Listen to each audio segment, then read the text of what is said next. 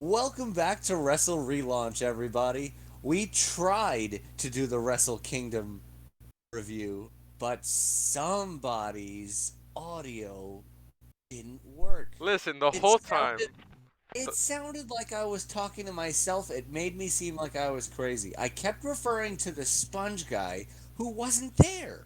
It was horrible. I'm very infuriated. We even left out a continuation after that video. We said, stay tuned for this video, but now this video is going to come out first before that video because there's going to be a redo of that video. Well, So, luckily that video got taken down. So I'll plug the Wrestle Kingdom one at the end of this episode. yeah, Keith will make sure to plug it in before the end. And this video is about my first ever experience at my first ever AEW show. I've never been to AEW decided for the 3 years of its existence, it never came to the West Coast of the top left corner of the West Coast in Washington. It's its first show out here, and the card looked solid besides Jade Cargill, and the everything else was good. But let's get to it. We get there. It's 2:30. Doors open at 3. We go in, and we wait for the first, AEW Dark. There's first of all, actually, there's a new stage, and I was excited for it. I love new stages that are good. I'm a fan of it. I love at least it's not a giant TV screen, Hunter. I feel like Hunter, you should change that. You have a huge budget. But I'm glad it's not a giant screen. There's screens, but it's not just one giant TV, and I like the new look of it. It's all cool. It's all dope. I wish they changed the ring aprons though. It's still the old design. It kind of adds whatever, but whatever. So it's AEW Dark. You have Paul White in the commentary, and if I remember, you have a main star versus a jobber, and the main star is always gonna win. So it went back and forth like that. You had Brian Cage versus fuck. I have no idea who the fuck. It was actually I'm gonna put some respect on his name. He was some Defy wrestler from Seattle, but I don't know. I haven't really paid attention to Defy since before COVID or any independents in Washington State since before COVID, so I don't know any of them besides maybe like someone that fought after the show on Dark. I knew some of them because I used to go watch them live when I was younger. It was cool to see them. But you had the AEW Dark, you had Brian Cage, which is some guy. Brian Cage obviously took the win. And then you had a women's match, which I had no idea who. And then you had the Singh brothers. Keith, I'm not gonna lie to you, the Singh brothers are actually really good. They fought some, I don't know who the hell the tag team was, but the Singh brothers, oh, it was Maria Kanellis' team, Mike Bennett and some other guy. Do you know who I'm talking about? Yeah, I know who you're talking about. I don't know who they are, but they were okay. But the Singh brothers are actually really good for absolutely. I'm not gonna say for absolutely no reason. I just feel like I like And their work. therein lies the problem with AEW in a nutshell. You have too many people for not enough TV. So when you finally get to see Oh, the brothers, you know that you can actually see that they're good. trust me, Keith. When I say too many wrestlers, there was the fucking what? The first dark was an hour long, and then he had the 2 hour show, and then the dark after that. I got there at 2:30. The show started like 3 something, 3:40, and then I didn't start going home until like almost 9 o'clock, and the show wasn't even over yet. So that shit was long. There was too many wrestlers for Who are you like telling? Who are you telling? I went to Grand Slam last year. I Like, come on, man. I know that shit was really long, It should super started long. at 7. It should started at 7 with Dark, and then it was the 2 hours of Dynamite, and then it was like the 2 hours of Rampage, and I was like, wait a minute. I And you got had out of there at like 1 in the morning. that It's shit crazy. was it is like the amount of wrestlers they have being wasted in the back on dark show that no one watches is fucked up in my opinion. And then you have like garbage Hangman on TV, but it's whatever. But the show kicked off with Jericho versus Ricky Starks, which I was a fan of. Dope, good kickstart. The match was good. It was great. Everything was done well. I'm glad Ricky won. It adds to the feud. And then I forgot the guy that came, the Jericho Appreciation Society, of course. They came out and assaulted the Ricky, of course. And then some guy, I don't know his name, came out, beat him with a chair. But then he ended up getting his ass whooped. And then Ricky got put through the table. And then that guy got his ass whooped. And he just had Jazz celebrating. And then Well, it was it. Let's put some respect on that name. I still don't know the guy's name, but he's the dude who beat Jericho. I don't know who the dude's name, but I didn't know he beat Jericho. I just know he had a black eye, and I was like, oh, sweet, chair shots and shit. Oh, he's saving Ricky, I guess. I knew someone was gonna come out, but I didn't know what the fuck that was. I was like, oh, interesting. I don't know who you are, but cool. But you had Jericho flipping off the fans, dissing the town. It was good heel shit, arguing with fans as it went off air as he's walking up the ramp. It was funny. And then you had, if I'm correct, next was Hangman, right? He came out, and I was like, oh, this is my bathroom break. No, but that wasn't my bathroom break. Not yet. That was saved for later. I just was like, oh, I'll sit and see what he says. And he comes out, cuts a promo. Mox comes out to the crowd. The fucking okay on TV, I'm pretty sure you can hear him fine on TV. The microphones on TV are always gonna be fine, but his microphone was horrible. You could, it was like, Four four times. Four times you heard him say it. Four times you heard him say, "Fuck, this microphone doesn't work." It was great. it was funny because like when he was talking, the microphone was like, and we were like, "What the fuck did he say?" You could not hear what he was saying, and it was like I feel like the volume was really low, and then the microphone cut out, and then another microphone, and then it was like whatever. It was, I think that was funny. That was the entertaining part of that segment. I feel like there should have been more action. I feel like he should have swung at Hangman or some shit. But okay, mid part of the show. Then next was what was it? Do you remember what was next? Not. I did not watch the show Oh fuck. until the tag title match came on. I did not I watch the think it show. was the tag title match, if I'm correct. But let me correct real quick because I do have it pulled up real quick. Come on, load, load. Oh, what was it? Fuck. Oops. No, I'm just joking. I was gonna make like a joke, like I said that on TV. Um, I think it was one of the, what the fuck was his name? He fought. He's from Tacoma. Swerve. Oh yeah, yeah, Oh yeah, no, yeah. that was after Brian. But we'll just skip to Swerve because Swerve, homeboys from Seattle, and oh no, I was right. Fuck Swerve. Jeff Jarrett versus the Acclaim. That was next. Okay. Jarrett and Oh Jay my God, Lethal. I am a huge mark for Jeff Jarrett and Jay Lethal. I was so excited to see him. It was a good match. I wish they just went with the cheating and they had the titles and they would have a rematch where they would take it away. But it was, Well, this storyline's not going anywhere because if you guys like drama out there in the YouTube world, go to Jeff Jarrett's podcast. and you can check it Uh, out yourself after this listen podcast. listen to what he said about Max Caster. Max Caster's got a receipt coming on Wednesday, and I can't wait to see it. No, it's just Keith being a little mark who believes the little marky stuff. It's Oh okay. no, just look at the look on Jeff Jarrett's face when he's talking on his podcast. Like, oh my Look god. at the face he had for the Ric Flair's last match, and maybe you'll be like, "Oh, I'm just being a mark." The match was good. The Acclaim did their little rap thing. The crowd was wild, loud, standing. Uh, then the match, there was like 55 referees out there, and then they saw that whatever that bald guy's name is. What's his name? You know his name?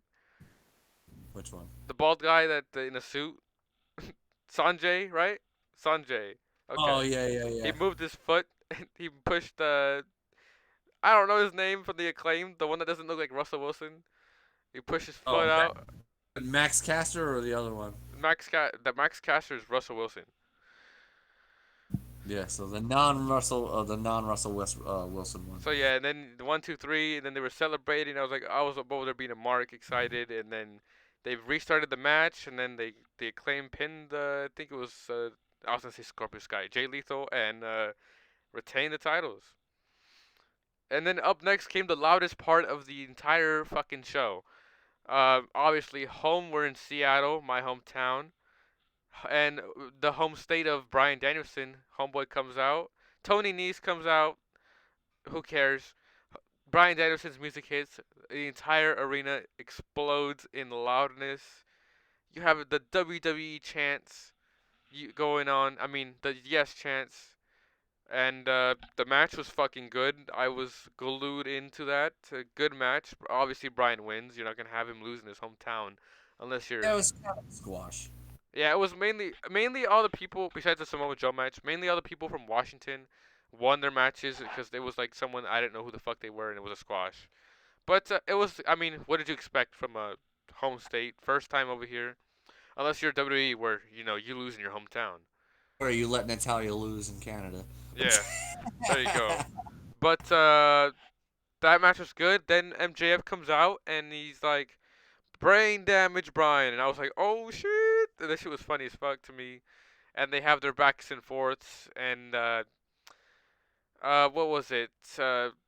During along that promo, he named some people that admired that acknowledge. I was gonna say acknowledge MJF, but that's already taken. To basically acknowledge MJF, and one of those names had me shook because it came out of nowhere. As you see the GIF in the on the fucking screen that you guys have seen, you see Jim Cornette shook. That was my reaction because I thought it was hilarious. As MJF says, what was it? How did he say it directly? Quote.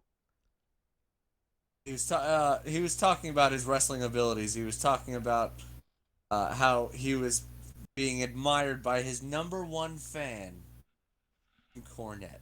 That shit was hilarious. That shit, I was like, oh shit, that shit was funny as fuck. I said, oh damn, corny. He got I the, can't wait to hear Corny talk about that. I, yeah, I'm so stoked for that. That shit is gonna be dope. And basically, he gave it in. He said that if you beat the next people until February 11th, or I forgot what day in February, February 8th.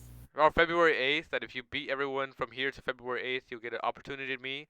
And Dan and Bryan chose a stipulation. It's a 1 hour Iron Man match, which didn't T fight Hangman in a 1 hour Iron Man match too, or was that Kenny, or was it both of them? no, no, both of those guys that he fought to a time limit draw. He didn't fight in an Iron Man match yet, and not in But AEW. I think one of the matches was really good though, if I'm Oh yeah, correct. no, the Brian Danielson Kenny Omega match in uh, Dynamite Grand Slam in New York was fucking fire. Yeah, I was like, Absolutely yeah. So I'm looking forward to that. Obviously, I'm pretty sure Daniel Bryan will eventually win. I mean, Brian Danielson will eventually win. Uh, named. sorry, I forgot that. Forgot it.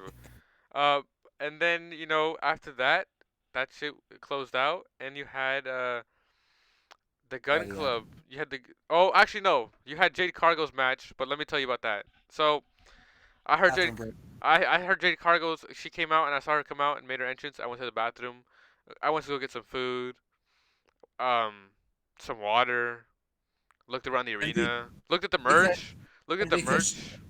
because she's got a Goldberg level streak of squash matches, it was probably over before you even got to the bathroom.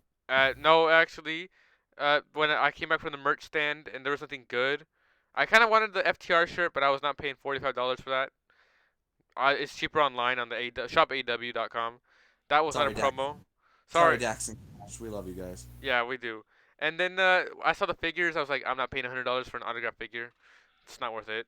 And then I went back. Again, sorry guys. We love you guys. And I went back. I heard the bell, and I'm like, oh, back in. And they were gone from the ring, and I was like, oh, just in time for the next segment. I was like, to me it was funny because I just texted. No disrespect to the wrestlers, obviously, but you suck at wrestling, respectfully, in the most positive way of putting it out there. But sorry, but Respectfully, you suck. yeah, and I texted my friend that's one of my friends that I went with. I said Jade Cargill, and I put sleeping emoji as I'm walking to the convention stands or whatever. So I was like, it was hilarious.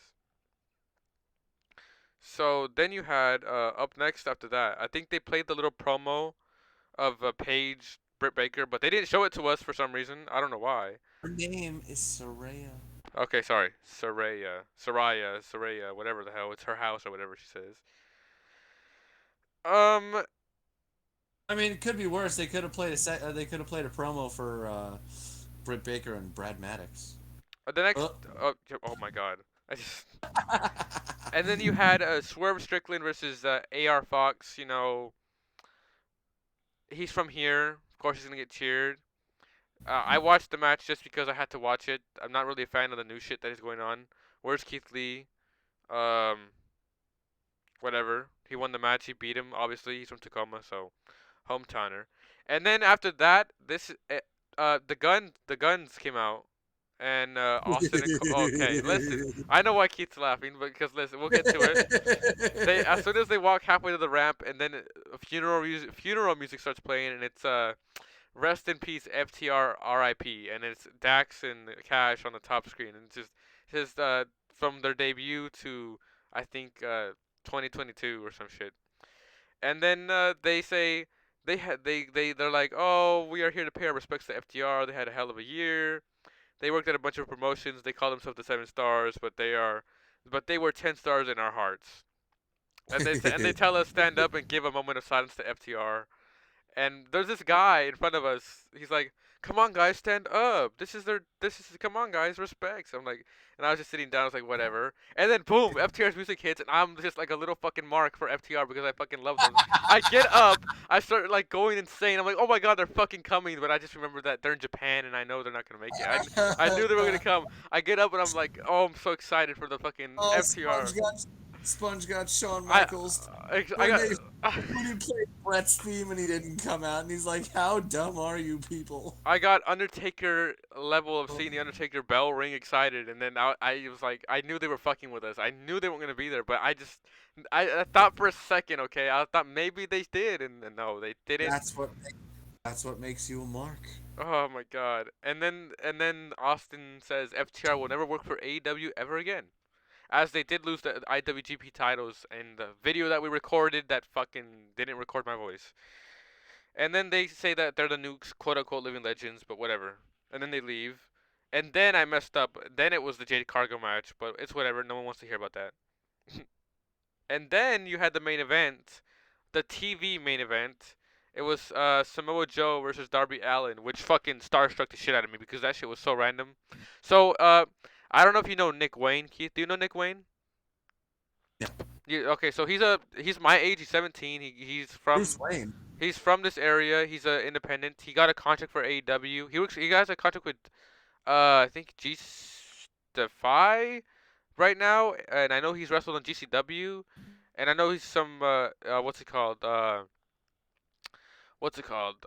He has an AEW contract, so when he turns 18 and graduates this year, he'll be in AEW, but I'm pretty sure he'll be on AEW Dark. But maybe not, since he's friends with Darby and all of them from, because he's obviously hometown known, so they've known each other forever. So he'll hopefully be on some TV. He's really good for fucking my age, fucking spot on. Homeboy is really good. But you had Samoa Joe makes his entrance. Darby makes his entrance. Obviously, Seattle goes well. He's from Seattle. Everyone goes crazy. Joe comes out. He makes his entrance, and then he goes up to Nick Wayne, and he starts like grabbing him and fucking socking him, and and then Darby does like a suicide dive, and then they start there. They start punching each other and walking their way to the not walking, but obviously you know what I mean, going to the ramp, and then think he throws Samoa Joe off the ramp and does that skateboard thing jump on the back of Samoa Joe, and I was like, shit, that shit was brutal as fuck. And then out of nowhere, he brings out a ladder, gets on the ladder, jumps and does like a swanton right onto Samoa Joe. That's what you call it, a swanton onto Joe. I thought he fucked his leg up because his leg landed horribly. And then they walked their way. They walked their way back in wrestling fashion, back to the ring, the royal rings, and they start beating the shit out of each other. And Joe counters and beats the shit out of Darby, but then he somehow manages to still take out Joe with all the shit he did, and obviously beating the shit out of him over there, and took the fatality from the ramp and stuff. He did like 3 coffin drops in a row. He did a sunset flip on him. That shit looked fucking insane in person. Yeah, the code red. That shit looked so clean in person, Keith. I was like, oh my cousin was like, holy That shit. that sunset flip power bomb, the code red is so Oh, underutilized. he did. Wait, what did you say, Keith?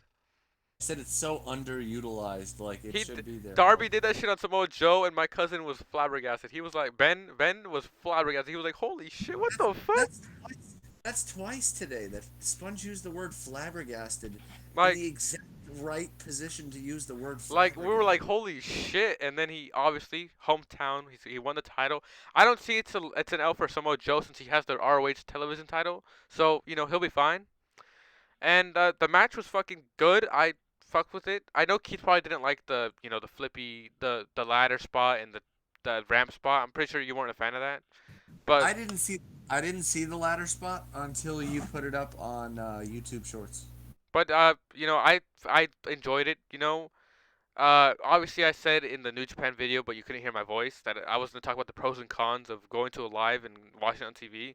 Uh, Watching the live TV show, I'm discounting the dark, by the way, so I'm not gonna count the dark. But watching the live was way better than watching it on TV. Because if I watched this shit on TV, I think I would have been like sleeping. But watching this shit live, I was in on it. My eyes were glued into it. I had fun. It was entertaining. It was fucking it was good. It was really fucking good than watching it on TV. And I feel like if AEW goes to your town, if you don't like it, I'd advise you to buy tickets, go watch it live, and I think you'd have fun there. It's really good. It's more, you get a feel with it. You connect with everyone there, and it's more of a vibe, and it's pretty cool.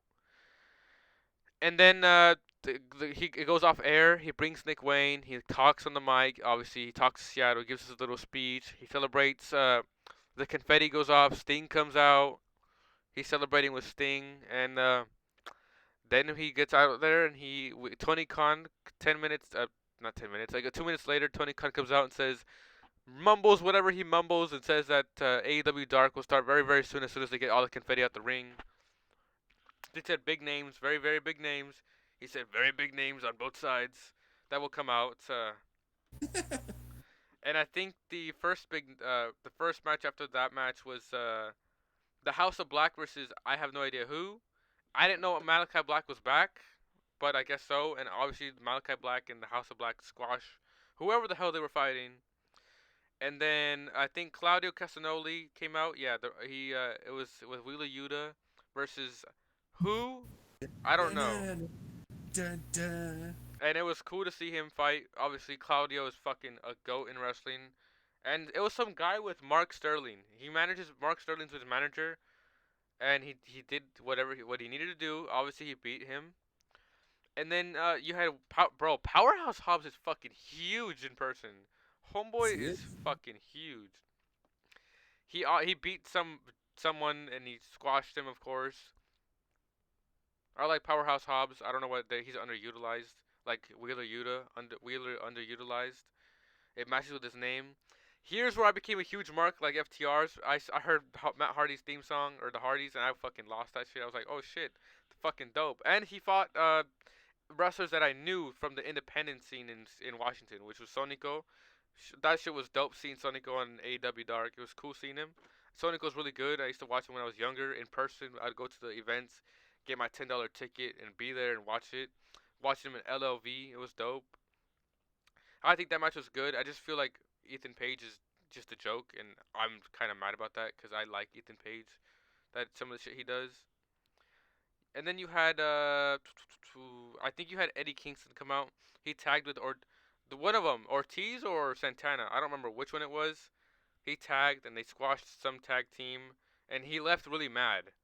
Like he left pissed at Ortiz or something. He just left, stormed out, just like he would. He just stormed out the like whatever.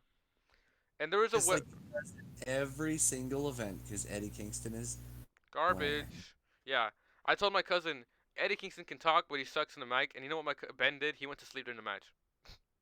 He took he literally took a nap. And then there You was know the what? You know what? You know what? Because you mentioned him 3 times in this video so far, I gotta give him a special shout out. there you go. Bene. And then we had the Athena versus fuck. I don't know who the fuck she was. I think she's one from here as well, but I haven't stayed up to the Seattle Indies as much as I was back in before COVID because COVID killed the indie scene. If we're gonna be real honest, it kind of hurt the indie wrestling. So I did not know who, but Athena just killed her. It was like a 2 minute match, and she just annihilated whoever the fuck that was. But I wish we got some Ember Moon flying Athena, but I think because of injuries and shit, she didn't do any of that. And then we got Fighting. Nyla Rose and that MMA fighter versus some jobber tag team and Vicky Guerrero and Vicky didn't seem so happy to be with that girl, but there's some story in it, but I don't know shit. And then I know that MMA girl came back after during the Athena match, just a I guess challenger or some shit. To like that challenge there, well I'm coming for you next, shit. Yeah. And then I think there was a couple matches that my cousin that Benny did go to sleep to, and then the main event was some jobbers and then best friends with Danhausen. And I only stayed to see Danhausen's entrance because I love Danhausen. He's funny, he's goofy, Yeah, but he's then you got very Kurt, he's but then very you got nice. Danhausen, and then he messed up the friggin' Wrestle Kingdom video. Yeah, Danhausen. He's very nice, very evil. He came out dressed as Homer Simpson, a grandma. I don't know if you ever seen it where Homer became really obese, and he had that like grandma outfit. He came out. I thought it was funny. Well, yeah. And then we left because I had a really bad migraine, and we're like, it was fun. We left, and the match ended as soon as we exit the doors. I heard the bell ring, and there you go. Best friends won. I thought Orange Cassidy was gonna come out. If Orange Cassidy came out, I would have left immediately. But I saw Danhausen, and I was like, oh, cool. And overall, the show with Dark concluded. I thought it was fun. It was cool. It was a good experience. I wasn't disappointed, and I would say go to your nearest AEW show if they ever come near you. It's a lot of fun. All right, so I'm gonna ask you two separate ratings now. Gotcha. Rate the show, not the live experience. The show, I would give it a solid 8. Only because the Bryan match was good, even though it was a squash. The MJF promo was fucking good. I'm giving the points. I'm telling you the points. Jericho Yeah. versus Starks, fucking good. Darby versus Samoa Joe, better than the first match. Jeff Jarrett and Acclaimed, I fucking good. Yep. And the only negatives I'll give you would be Jade Cargill's, and I didn't even watch it, and the Mox and Hangman promo. All That's right. So so, now, on a scale of 1 to 10, rate the live, the live crowd. I'll give it a 9.5. Yep. I Fun. kind of figured you were gonna I'll do that. give it a 9.5. I thought I had fun. It was good. And I'll rate the Dark show. The Dark. Okay, Tony. Oh, You'll wait. never listen to this shit. What's up? Sponge forgot something. Sponge forgot something. Sponge forgot something. What's up? MJF's promo Oh before yeah, the. yeah. I was gonna get to that. I was gonna get to that. I was gonna get to that. Oh my God. The Legendary the levels of so MJF cut a YouTube. promo on before the show started on the screen, and it was fucking legendary. You can watch it when I post it on the YouTube Reels. Or it's also on my TikTok, but it's fucking legendary. He roasted the shit out of Seattle, and fucking I'd give that promo a fucking 10 out of 10. Honestly, that He shit was good. showed, he showed the clip of the Super Bowl where they threw it from the 1 yard line and lost the game. It was great. So I feel like it, God. but going back to the rating, AEW Dark, I feel like it's too repetitive. As in, you have a big star squashing a nobody. I'm like, what kind of elevation is that? You would rather have them not put them like you don't have to beat them necessarily, but put them over as a at a level of show the new wrestler their level of what they can do. They don't gotta win, but just at least show the level of what they're capable of doing. If that makes any sense. Does that make any sense? Yeah. Because like the whole time, every dark match that was on, it was just a squash. It was just like they did some where they did show some potential of them, but it was mainly squash. So, you knew who was gonna win. It was too obvious. But if anyone around there listens to that and you want to elevate dark AEW Dark Elevation to be like an NXT type of shit, you gotta fucking prioritize and adding to it, not just put wrestlers together. You're gonna lose and you're gonna win 2 minutes. There you go, chop chop, kind of thing. Like it doesn't add to like me to be want to pay attention to it. But I had fun. Hopefully they come back soon, sometime this year again, because I know they go to a lot of places once more than once a year. Like they go to the kid, don't they go to New York a lot in a year? Not really. Not really. Well, they go more than once, right? Well, they go to Long Island a lot because, like, MJF is from there. They're gonna keep going there. Yeah. Yonkers, The Grand Slam once a year. I'm good with it. They go to. I know they go to Florida a lot, many times. They go to fucking because that's obviously the home of AEW area. They go to Cali a lot. Not in specific areas, but they just go to state specifically. So hopefully they come back here a lot more than what No they. stadium stamp. No stadium stampede this year in Jacksonville. The Jacksonville Jaguars are in the NFL playoffs as of tonight. Did you see the video of Tony Khan I sent you? No, I did not. Oh, okay, you have to see it. Well, there you go. So that is my overall review of the January 4th, 2023 live AEW experience from Seattle. Dope, dope, dope. Well, I'll catch y'all in the next video. Hopefully, we'll have the New Japan Wrestle Kingdom Don't 17 worry. video Don't worry. That's what re-upload. we're gonna do. That's what we're gonna do. I'm gonna plug this right now. The next video. Click that next video. That next video. There you go. Click the next button. The next video will be the Wrestle Kingdom 17 review. I will be doing it solo. Sponge doesn't want to do it again. He got real frustrated after being cursed by Danhausen because he was cursed by Danhausen. Well, there you go. We'll catch you on. Well, Keith will catch you on the next one whenever it comes out. Yeah. Sayonara.